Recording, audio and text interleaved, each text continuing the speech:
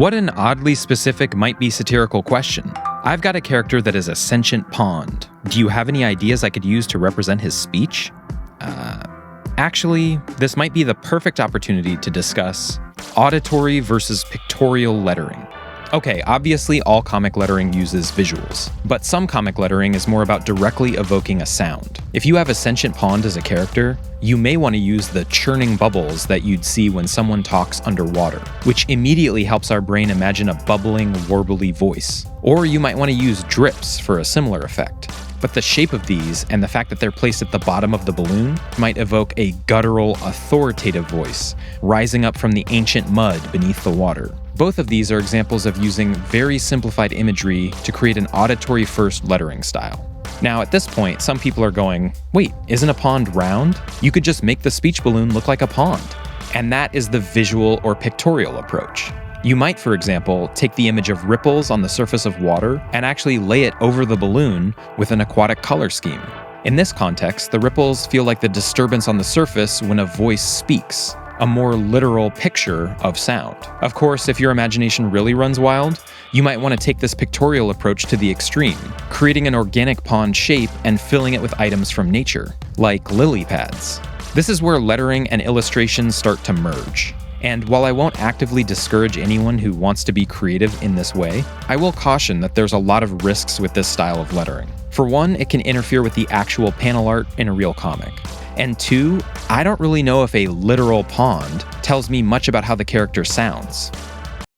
On our video about comic lettering for a sentient pond, dozens of people commented with the same thought. Do you even need a separate speech balloon for a talking pond? Why not have the letters actually appear in the panel art, on the surface of the pond itself? And of course, because we can't do anything without overdoing it, Lydia drew a 3-panel comic in which someone pushes aside some foliage and comes across a gossipy, sentient pond. Since the typography is in the hands of the illustrator, I might actually consider this a separate or adjacent art form than just comic lettering. But if we had to give it a name, I'd call it environmental lettering, where the communication is created with objects or shapes in the environment itself. It's a really fun way to engage the reader, but it does anchor your comic in a specific tone, suited for a more surreal or meta type of story. A great example is the character Danny the Street, created by Grant Morrison for Doom Patrol. The pond lettering I originally created is probably better for representing more traditional spoken dialogue, where the sentient pond isn't able to visually create letter forms, but it does have some type of voice.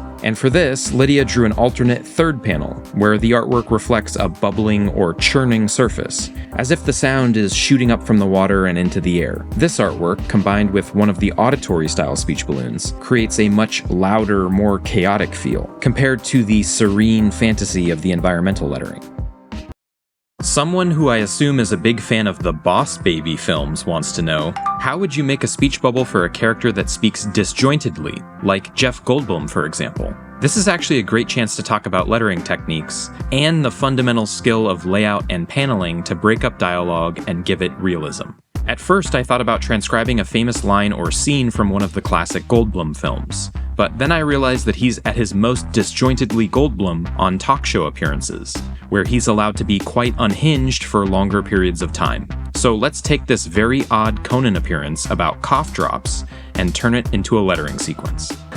But it was a Halls, and I thought that being a little mentholated would give me some vocal warmth.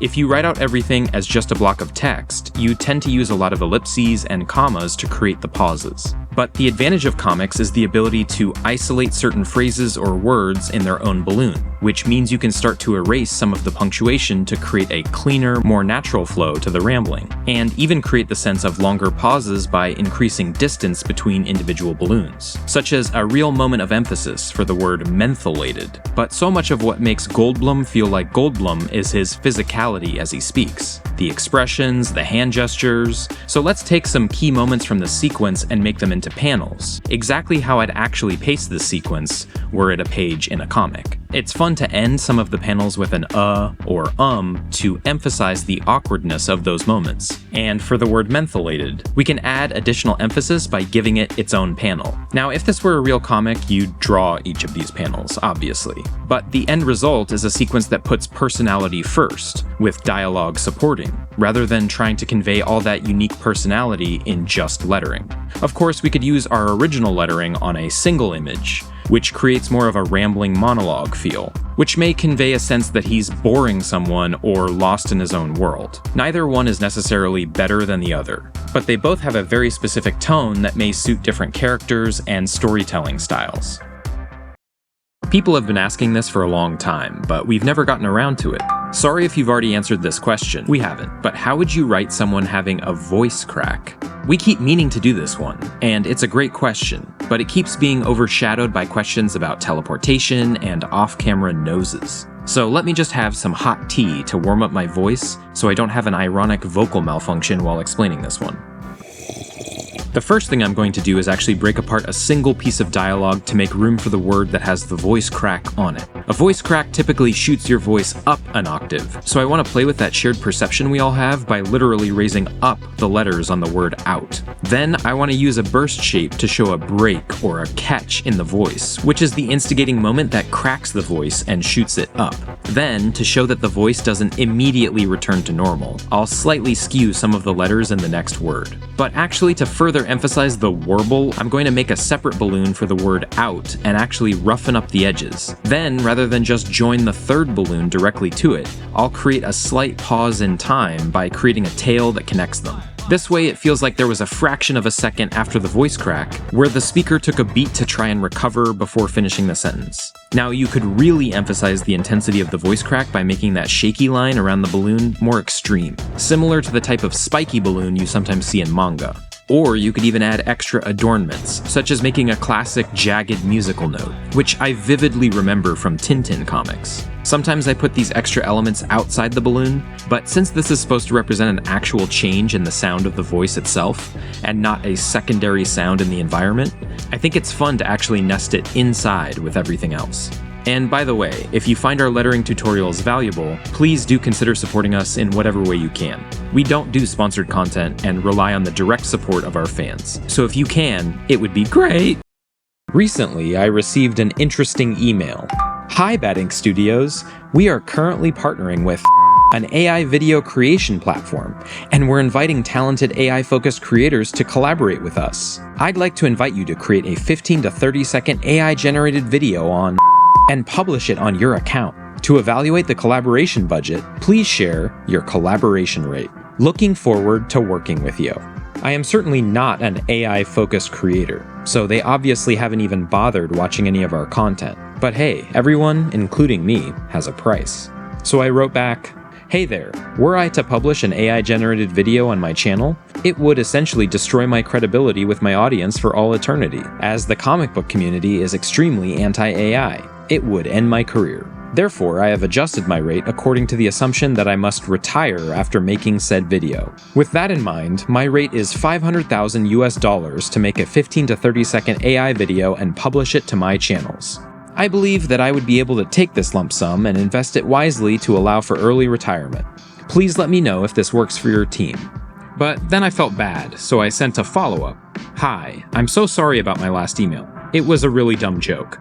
Obviously, I would never attach any dollar amount to my own artistic integrity, because doing so would essentially confirm that art solely exists as a product to be sold. Also, I realized that $500,000 probably is still way too low, even as a joke. So if you were actually considering paying me, I'd like it to be known that I forgot a comma when I wrote you originally. But also, don't pay me, because of the artistic integrity thing. Sorry to waste your time. Even though you probably are just an AI agent sending ChatGPT-generated emails. But hey, at least I can use this email exchange to demonstrate how I format emails or messages in comics, using floating, rounded rectangles with UI icons in the upper corner. That last bit will make much more sense when you see it in the context of the video I'm going to make about this. On our video about lettering emails and comics, a very astute designer asked, rounded corner rectangles are a relatively recent UI trend, I guess? Would you still make rounded corner rectangles if you were making this 20 years ago? What if your comic was a period piece set in the mid-2000s? Well, luckily there's plenty of design cues from that era that we can steal. For one, I remember Windows XP with its iconic color scheme of gray, white, and blue. So at first I just tried to create a minimalist version with a few of the key swatches. Then I made sure to take the rounded corners at the bottom of the box and turn them into sharp corners, which is a small detail I vividly remember from the era. When I dropped in the classic Outlook icon, I realized how much of this era of design was gradient maximalism. And if I really wanted it to feel authentic, I couldn't skimp on the details. So we'll need a blue gradient top bar, complete with overly shiny highlight. And now that Outlook icon matches much better. But maybe I'm too married to the literal mail icon, when we could instead recreate these iconic close, maximize, and minimize buttons, which dial up the nostalgia factor even more for me. And I love this, but now we'll need a font to match the retro aesthetic, and a clean modern sans serif won't do. Luckily, a Reddit thread led me to a font that actually recreates the pixelated Tahoma used by Windows XP during this time. And now suddenly I feel like I'm back in the computer lab, sending dumb emails to my friends sitting right next to me. Oh, and maybe we add a subject line with some re action to really sell the era. So if you're ever making a comic set in 2005, or, in present day at an airport, I think these would make incredible boxes that treat an email or instant message as narration over top of the story.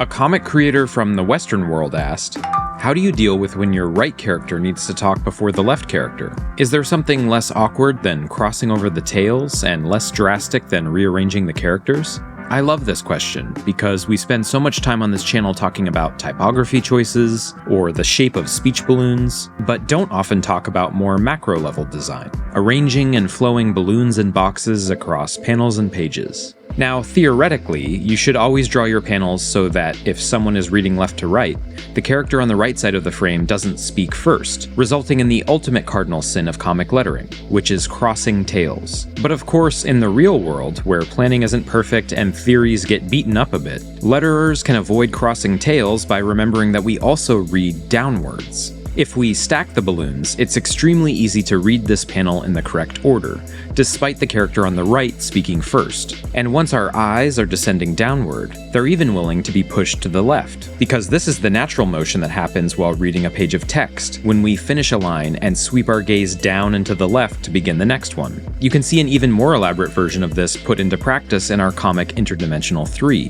where these two characters are clearly on the left and right side of the frame, but the woman on the right speaks first. I flow her dialogue left to right across the entire top of the panel, then move the man's response to a balloon chain that actually originates in the second panel, below the first. This results in a downward eye line that moves us more and more back to the left, until our gaze is reset at the far left side. By splitting lettering across two vertically stacked panels, we can break the rules of character arrangement in order to maintain the rules of intuitive dialogue layout. A fan of environmental cutaways asked, I wonder how you can tell who is who in a conversation between two characters. Let's say that you see them talking and they continue talking inside a car for a couple panels, but you can't see them. This is one of those situations where you go, man, I have seen this type of cutaway a million times, but now I can't think of an actual example. And then I remembered, oh yeah, we did this in our comic. We featured this conversation between two characters in a recent video, but what we didn't show last time is that their conversation continues as we cut outside to show a wide shot of the building they're in. Sort of like the Overlook Hotel in The Shining, the building itself takes on a sinister quality throughout the story, so it felt ominous and immersive to feature it so prominently. The reason we can follow the conversation clearly in this cutaway is because the previous page establishes the speaking style of the characters. One character is obviously a bit more hesitant, as her opening line is split across 3 balloons, forcing you to read her words in a halting, nervous fashion. The other character is more confident and reveals himself to be Dutch. When we cut outside, the hesitant American character struggles to pronounce the foreign word. This immediately establishes her identity in the subsequent balloon chain, which ends with her asking a pointed question. You said your dreams are vivid, right? Like, really vivid? When we cut back to the interior location, he answers her question, picking up the conversation seamlessly. Between the unique speaking styles and the conversational intro and exit points for the cutaway, we've managed to create visual interest during an expository dialogue scene. I can't stop thinking about this seemingly simple question. How can you make a guy who is turned into a cat and tries to speak but the only thing that comes out are meows. On the one hand, becoming a cat could be a cute story full of animal hijinks, but the thought of being trapped in a cat body, unable to speak, horrifying. Now, unfortunately, the only cat drawing I currently have from Lydia is this little guy from a print we sell, an astronaut cat in a bubble helmet that's sort of unceremoniously falling. But actually, this could be a human astronaut who fell into a portal and transmogrified into a cat. So let's chop him out and drop him on a background. I actually think this is a good opportunity to show the power of negative space in panel composition, because we can add to the tension of the fall with a huge amount of space below the little astro cat. Now, just because the cat can only meow doesn't mean we can't infuse a bit of emotion into his speech. We can use slightly shaky balloons to nod to a trembling, fearful voice, then use bolded or unbolded text in combination with exclamation points and question marks. As far as what he's actually trying to say, we can pair each meow balloon with his internal thoughts to create the tension of what he's thinking versus what his cat vocal cords are actually producing. These thoughts could be styled as thought balloons, but it feels a bit more modern to use narration boxes. Just for fun, let's make a second panel without the cat, then make a long tail coming up from the bottom for the final meow. The implication here is a massive amount of speed. In just one panel progression, the cat fell through all that lower negative space all the way out of frame. But we're not done, because the more I looked at this, the more I thought there was something interesting in not revealing what he was actually trying to say. So I created an alt that erases his internal thoughts in favor of just 2 pathetic meows. I know this seems like it's removing the extra dimension of the character, but let's imagine that these 2 panels are actually the conclusion of one long character-building story. 20 pages of a brilliant scientist who we sympathize with because he's deeply driven by anxiety and imposter syndrome. He cannot stay quiet. In every scene, he talks himself through experiments with lengthy monologues that reveal just how terrified he is of failure. He's chosen to go on a space mission. He talks to himself for a couple pages, psyching himself up. The chance of a lifetime, a chance to become an astronaut. Eventually, he manages to work up the courage to go, but something goes wrong. The ship collides with a strange phenomenon. He's ejected from the craft and passes through a wormhole that transmogrifies him into a cat. After pages and pages of anxiety-driven monologues, we suddenly see him falling back to Earth, now a cat, and all he can say is, meow? Meow. To me, this feels like the ending of a Black Mirror or Twilight Zone episode, where the main character's only coping mechanism has been removed in a twist of cruel fate as they plunge back down to Earth. Without the narration boxes, we aren't even sure if he can still fully process his own thoughts. Of course, you could use the same story as the lead-up to the original narration box version, which preserves the character trait of monologuing through stress, but now that monologue is trapped in his head. It's up to you, the writer, to decide what type of cruel twist is more appealing. Someone who is a big fan of vocal modulation asked, is there a way to show pitch through bubbles or fonts? Like when a character makes their voice high, low for humorous effect? This one is fun, but the irony of asking the bad ink guy this question, aka the guy who narrates comic lettering videos in a super even-keeled voice, is not lost on me. So let's say you've got a character who breaks into a silly impression of someone else while telling a story. If they're raising their voice up high, we might try putting their impression in the upper part of the balloon and bending the type upward. 2 visual tricks that subconsciously cue a voice being up high. Personally, I also like making the lettering smaller than the size of standard dialogue, which feels more delicate, like a falsetto. Now at first, when I was trying to join these 2 balloons, I was stacking them, but then I realized that the arrangement of balloons matters a lot. If we actually place the high voice balloon slightly above the first balloon, it really adds to the sense of a voice at a higher pitch. Now of course you'd have to plan your panel layout and page flow so that readers would read these in the correct order, but that's a topic for another video. For a low voice, I like a thicker, bolder font, maybe bending downward to emphasize a comical downward shift in pitch. We can place this in the bottom half of a balloon, then attach it below the first balloon to emphasize that drop. Now at this point you might say, that's clever, but I still don't know if I would understand the pitch-based intention of these designs. And again, let's remember that comic lettering is always in the context of artwork. Look what happens if we borrow from the master of facial expressions, Bill Watterson, to give each of these examples the proper context. Because Calvin is so expressive, the lettering and the artwork seamlessly give us an auditory illusion that we can hear inside our heads, and that's the power of comics. A future Anglophile asked, how would you do the dialogue for an American person who has moved to England and is slowly gaining the British accent? You're a big inspiration. Alright, let's do this. But full disclaimer, I'm an American whose knowledge of British accents and phrases is mostly informed by faulty towers. When it comes to depicting accents, I think most people's first thought is a phonetic approach, where the American who moves to England first speaks with correct spellings, then gradually adds more exaggerated spellings of syllables and words. In the middle stage, they'd probably add a few details like dropping the H from hello or saying tuh instead of to. The problem with this approach is how ridiculous and cartoonish it becomes. Once the dialogue gets fully distorted, it's hard to know if it's even a British accent anymore. It could be mistaken for Irish or Australian or South African. And I'm pretty sure anyone from any of those countries would be mildly offended by an American making all kinds of assumptions about the nuance of regional pronunciation.